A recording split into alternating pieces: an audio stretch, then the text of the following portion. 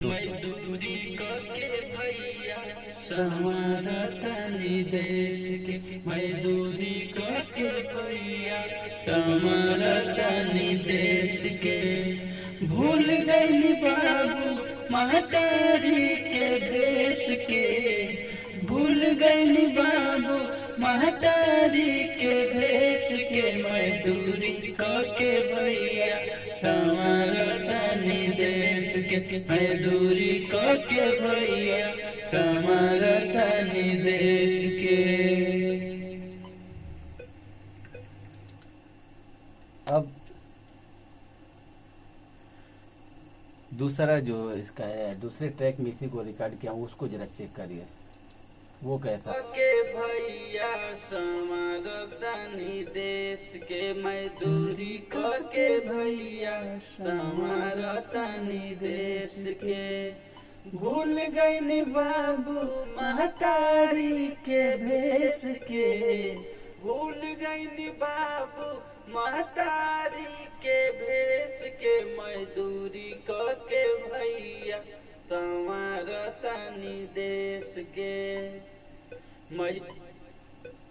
हो कईनी पढ़ाई नाही कईनी किसानी, मिले नाही दूजुन के फिर भी दाना पानी। भर के सुनत परिवारवा के ताना, रोज रोज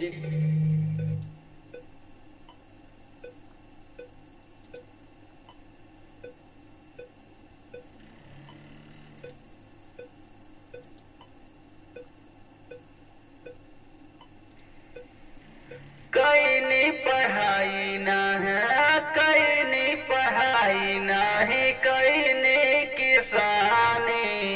मिले नहीं दूजुन के फिर भी दाना पानी, मिले नहीं दूजुन के फिर भी दाना पानी। ये वाला कैसा है रिकॉर्ड? इन्हीं पढ़ाई ना है कईनी किसानी, मिले नहीं दूजुन के फिर भी दाना पानी, मिले नहीं दूजुन के फिर भी दाना पानी।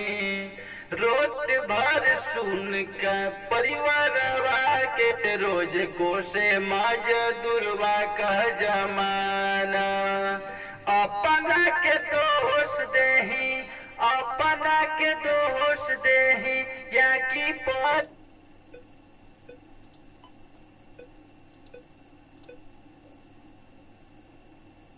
के भेष के। भूल गई बाबू महतारी के भेष के, मजदूरी के भैया समारा तनी देश के, मजदूरी के भैया समारा तनी देश के। इनमें से कौन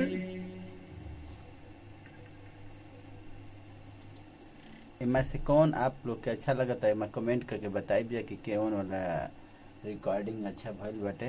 अब ऊपर संगीत बनी, वीडियो बनी, ओकरा बाद में आप लोग के यूट्यूब पर डलाई। प्रणाम, नमस्कार।